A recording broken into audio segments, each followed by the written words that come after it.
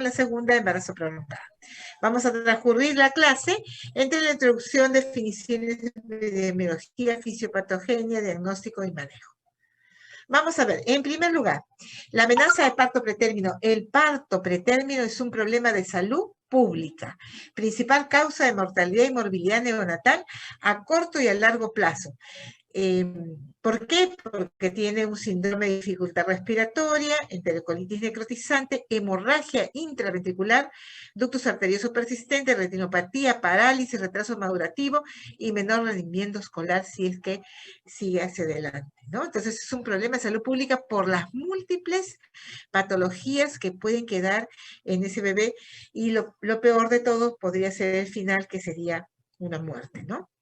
La prevalencia de esas complicaciones perinatales es inversamente proporcional a la edad gestacional en la que se produce el parto. Quiere decir que más complicaciones y peores resultados va a tener el prematuro más pequeño, el que tenga menos edad gestacional y también con menos peso. Vamos a las definiciones. Esto es importante, tenerlas claras para tener definiciones adecuadas y poder rendir también nuestro examen. Amenaza de parto pretérmino. ¿A qué le llamamos amenaza de parto pretérmino? Es la presencia de contracciones uterinas con frecuencia de 1 en 10, de 30 segundos de duración, por un lapso no menor de 60 minutos.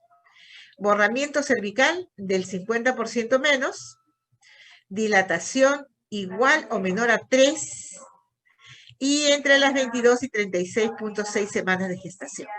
Quiere decir que prematuro es antes de las 37. Y la amenaza es porque tiene ya contracciones y tiene cambios en el cervix, borramiento, o sea, incorporación del cuello al 50% y una dilatación menor o igual a 3. Esa es la amenaza de parto pretérmino. El parto pretérmino es el que ocurre antes de las 36 semanas de gestación y que ya se dio el parto, ¿no es cierto? Parto pretérmino. Menos de 259 días.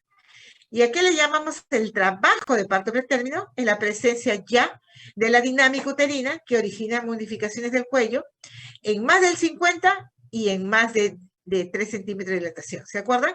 Amenaza de parto pretérmino, menos del 50%, o hasta allí, hasta el 50% de borramiento del cuello, y hasta antes de los 3 centímetros.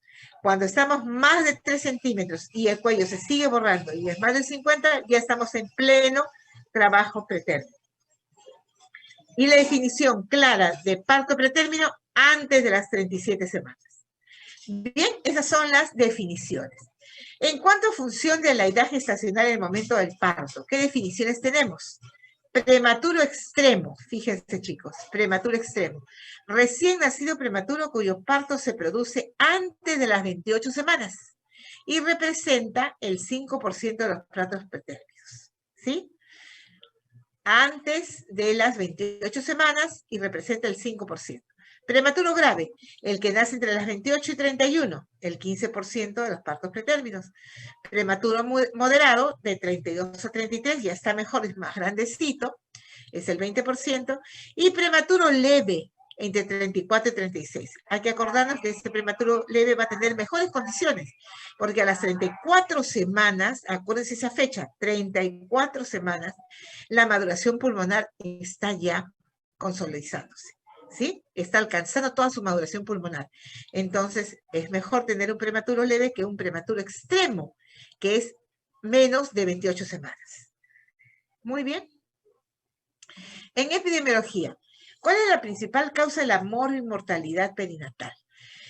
El parto pretérmino. Excluidas las malformaciones congénitas, es responsable del 75% de muertes perinatales y 50% de anormalidades neurológicas. Quiere decir que la mortalidad es muy alta en el parto pretérmino. ¿Se dan cuenta? 75% de muertes perinatales y 50% de anormalidades neurológicas.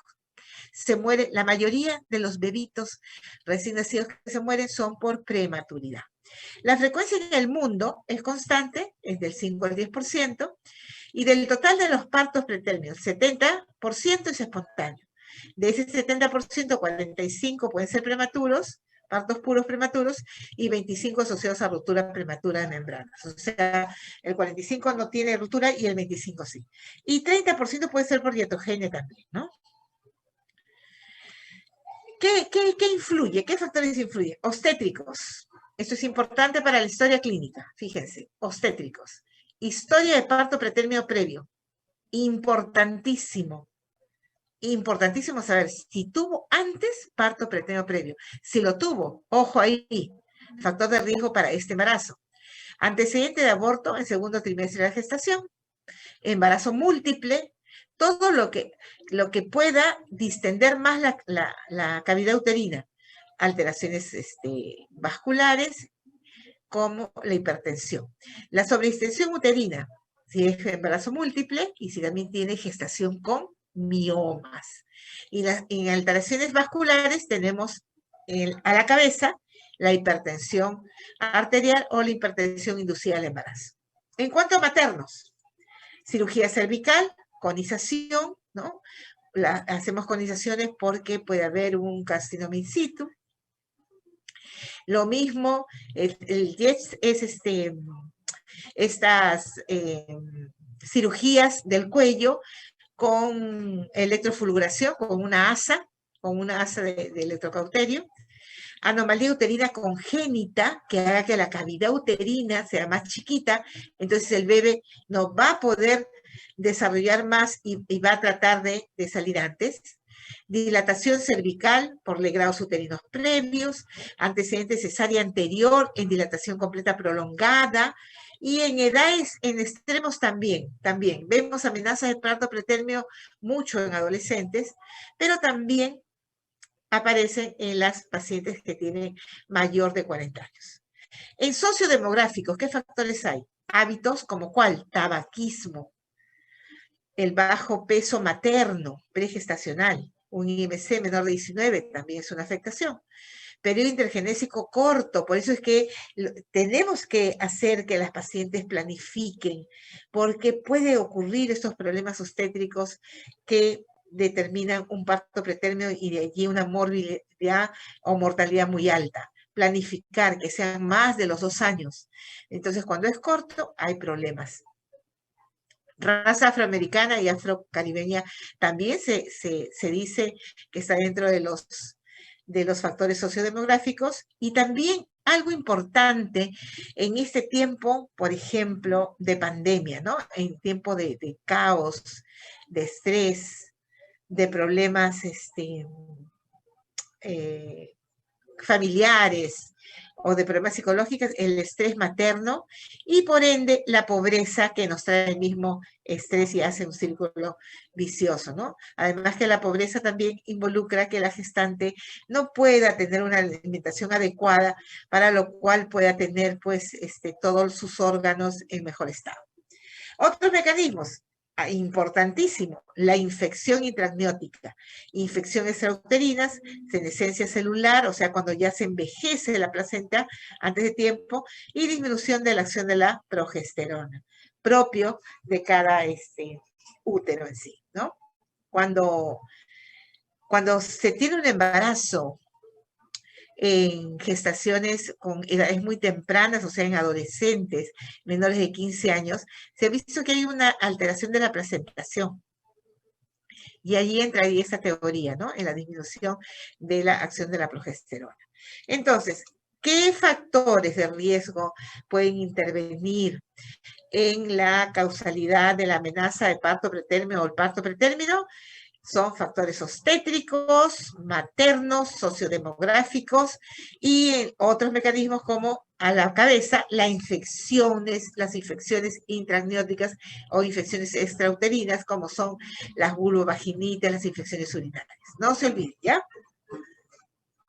Factores de riesgo, entonces estamos diciendo a la cabeza, importante de señalar la infección. ¿Qué infecciones? La vaginosis bacteriana. De 1.5 a 3 veces aumenta el riesgo. La coriomielitis clínica, Ureoplasma ureolyticum, Mycoplasma huminis, la Gardnerella vaginalis, el Pectostreptococcus y los bacteroides. Fíjense, es importantísimo entonces el buen control prenatal y hacer la pesquisa si la paciente tiene una infección vaginal. Es importante, por eso la revisión que ustedes ya están haciendo por las simulaciones y están viendo los videos. Complicaciones médicas: hipertensión arterial, diabetes, enfermedades renales, anemia. La anemia tiene que ver con la amenaza de parto pretérmino, claro que sí. Sífilis, VIH. Complicaciones obstétricas en sí, la misma preeclampsia. La ruptura prematura de membranas hace que se desencadene en menos de 24 horas un parto. El embarazo múltiple, porque hemos dicho la sobredistensión, y las hemorragias de la segunda mitad del embarazo por DPP, placenta previa. Cuando el útero está muy grande por polihidráneos o cuando el bebé no se puede mover porque tenga una disminución del líquido oligoácidos. Y el trauma obstétrico también es un factor de riesgo. Y la cirugía abdominal, ¿no? La paciente es una paciente de 28 o 30 semanas y tiene una apendicitis, entonces tienen que operarla. Ese acto de operarla constituye ya un factor de riesgo para que después se desencadene una amenaza de parto pretérmino o un parto pretérmino en sí.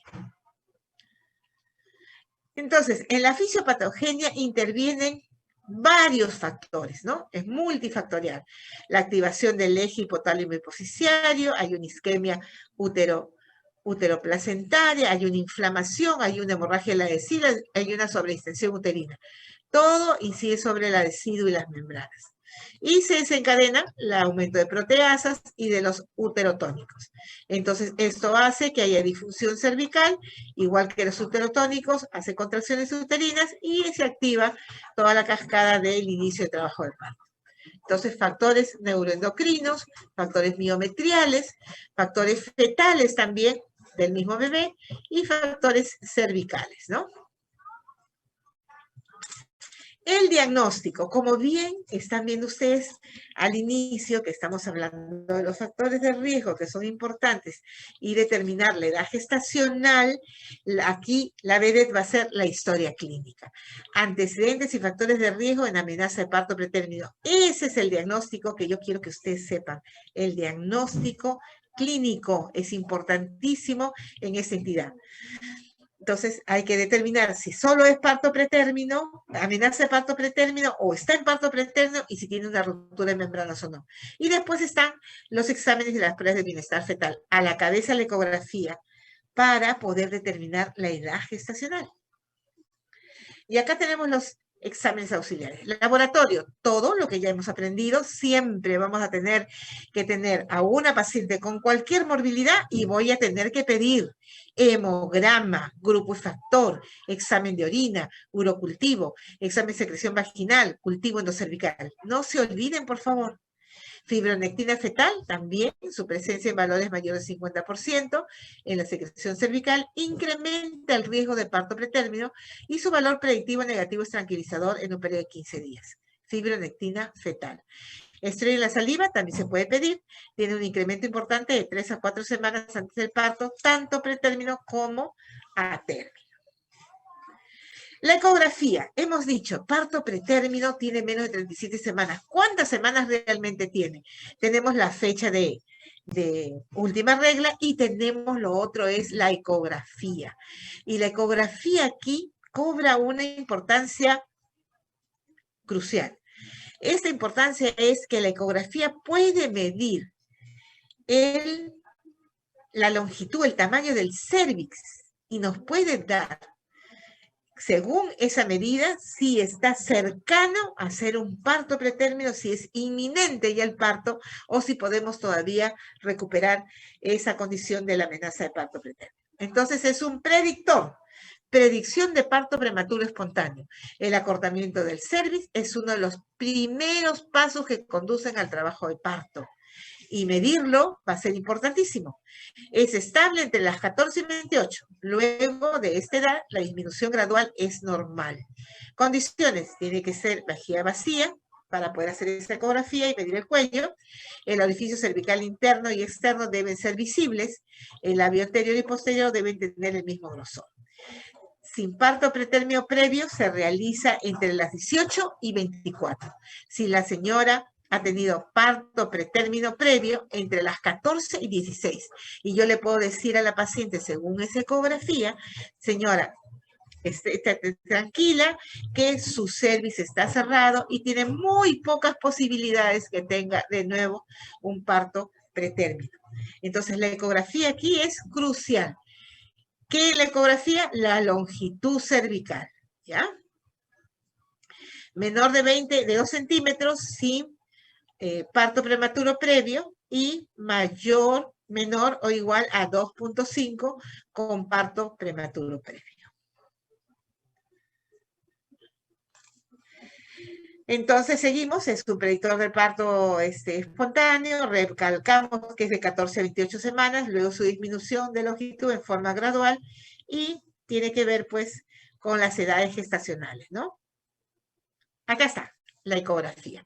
Fíjense bien, tiene que ver el mismo grosor, se tiene que ver el cuello en su totalidad, el mismo grosor del labio anterior y labio posterior y se mide, ¿no? Se mide la longitud.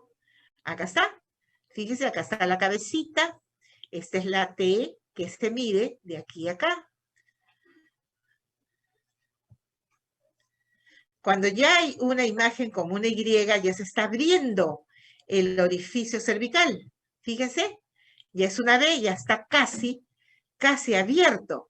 Y ya es una U, ya está en franco, ya inicio de trabajo de parto pretérmino. ¿Ya? Entonces, es muy importante esta imagen, ver esta imagen de la longitud del cuello en la ecografía para poder darnos estos efectos, ¿no?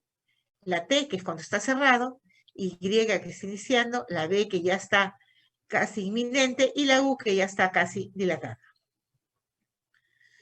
Acá está la longitud del cervix igual, fíjense, acá está el cervix, acá está la presentación y acá está el cervix. Y ahí se mide la T. Acá está abriéndose un poquito. Acá ya está, miren, abriéndose más, ya es una B. Y acá está casi abierto y tiene coágulitos de sangrecita. Entonces, ¿cómo hacemos el manejo? El embarazo pretérmino. Tenemos que hacer que por lo menos se llegue a las 34 semanas. Con protocolos de tocólisis. ¿Qué quiere decir tocólisis? Lisis de la contracción. O sea, anulamos la contracción con fármacos. Al mismo tiempo, tenemos que asegurarnos la maduración pulmonar, también con fármacos. Neuroprotección, para que no haya problemas de hemorragia intraventricular. Y antibióticos si es que hay un problema de infecciones vaginales. Manejo de maduración pulmonar, ¿con qué lo hacemos? Con betametasona. 12 miligramos por día, intramuscular por 2 días. Betametasona, 12 miligramos por día, intramuscular por 2 días. Esto reduce el síndrome de distrés respiratorio, más que la dexametasona que también se puede usar. ¿Cómo usamos la dexametasona? 6 miligramos cada 12 horas, intramuscular por 4 administraciones. Mayor incidencia de sepsis puerperal que la betametasona. En la DEXA se ha estudiado eso en vez de la betametasona. Entonces, la betametasona es la mejor, pero si no hay, usamos la dexametasona. Entre las 26 y 34 semanas de gestación hay que hacer la maduración pulmonar.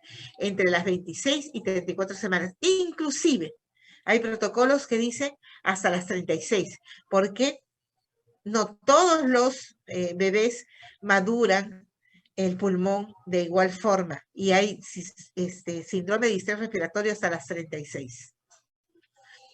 Considerar tocólisis podría realizarse una acción beneficiosa sobre el feto, como completar un ciclo de corticoides o hacer el traslado intraútero a un tercer nivel. ¿Para qué hacemos esto? Hacemos la maduración pulmonar o la tocólisis especialmente cuando estamos en un lugar que no podemos atender al bebé, porque amenaza de parto pretérmino tiene que ver con la parte de la infraestructura de los servicios de salud. ¿A dónde puedo atender yo a una paciente de parto pretérmino? En un lugar donde pueda atender a su recién nacido, pretérmino. Y el pretérmino necesita de profesionales capacitados y de infraestructura especial. ¿Cuál?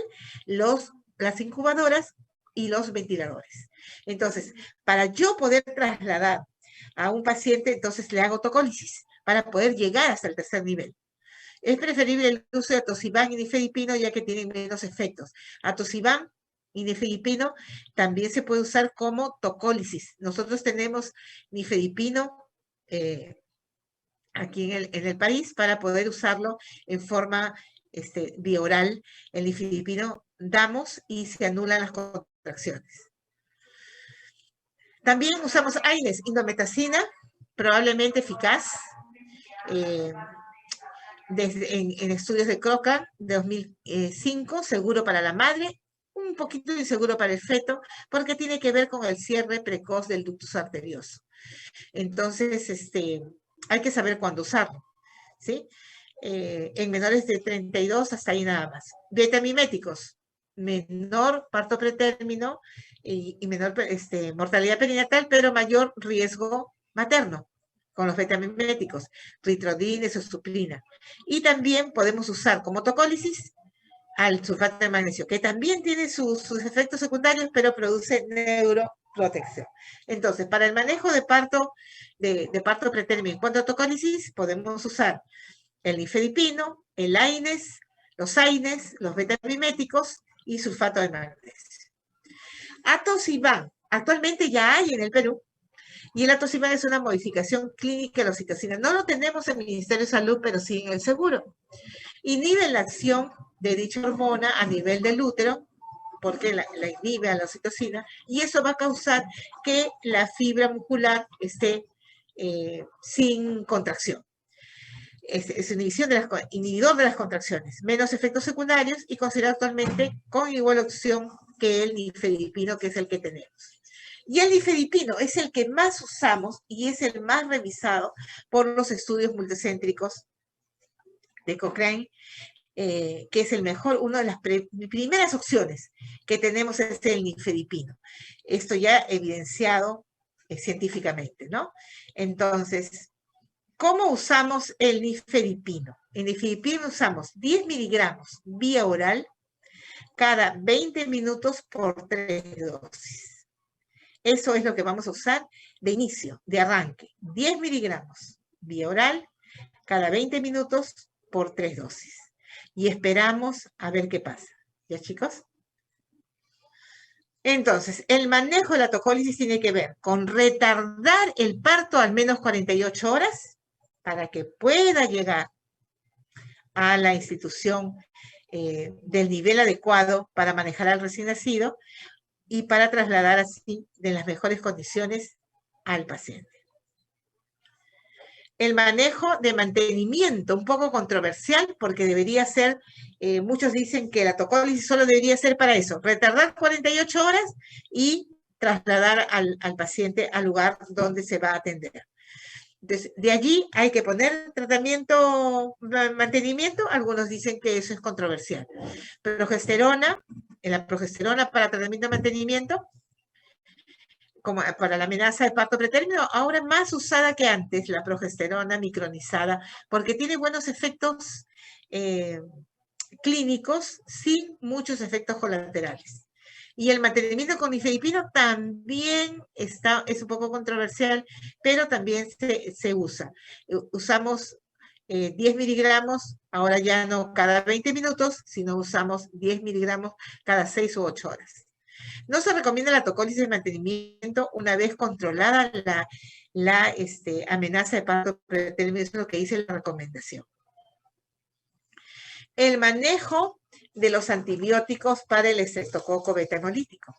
Debe administrarse tratamiento en casos de fiebre durante el trabajo de parto, ruptura prematura de membranas, bacteriuria positiva para ese estreptococo, en el embarazo en curso, antecedente de hijo anterior con sepsis neonatal.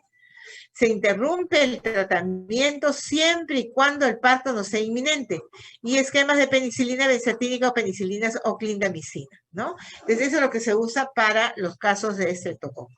Entonces, penicilinas, clindamicina, penicilina benzatínica, y la profilaxis con antibióticos en mujeres con membranas sin evidencia de infección no está realmente justificada. No hay que poner a todos antibióticos. La neuroprotección, ¿con qué lo hacemos? Hemos dicho con sulfato de magnesio. Neuroprotección para la parálisis cerebral, porque la prematurez es el factor de riesgo más importante. Riesgo inminente de parto prematuro en RPM, en parto iatrogénico o parto con membranas íntegras, de 24 a 34 semanas, no discontinuar más de 24 horas. Se interrumpe el momento del parto. Y este sulfato de magnesio, ¿cómo se usa? Dosis de ataque, acabamos de escuchar al doctor Amadeo, ataque 4 gramos en 20 minutos y luego mantenimiento 1 gramo por hora. Si tienen miastenia graves, no podemos usar porque se agravan los síntomas. Entonces, ¿cómo hacemos la neuroprotección? Quiero que se acuerden, sulfato de magnesio. Dosis de ataque, 4 gramos en 20 minutos y luego mantenimiento 1 gramo por hora. Monitorización con el uso de sulfato de magnesio. Debe realizarse control clínico estricto teniendo en cuenta que puede haber problemas de el reflejo rotuliano y la frecuencia respiratoria. Quiere decir que estamos sobrepasando la dosis, está haciendo intoxicación, y la diuresis mayor de 100. Entonces tenemos que controlar reflejo, frecuencia respiratoria y diuresis. Contraindicaciones de la tocólisis. En muerte fetal, tiene que salir. En preeclampsia severa o eclampsia, tenemos que terminar el embarazo si no sigue la preeclampsia. En anomalías fetales incompatibles con la vida, ¿para qué vamos a estar reteniendo el bebé? En hemorragia materna con estabilidad hemodinámica y en infección intraamniótica o corionitis. Si ya tiene infección, le damos el tratamiento de infección y hay que terminar el embarazo. Y contraindicaciones maternas propias al tocolítico.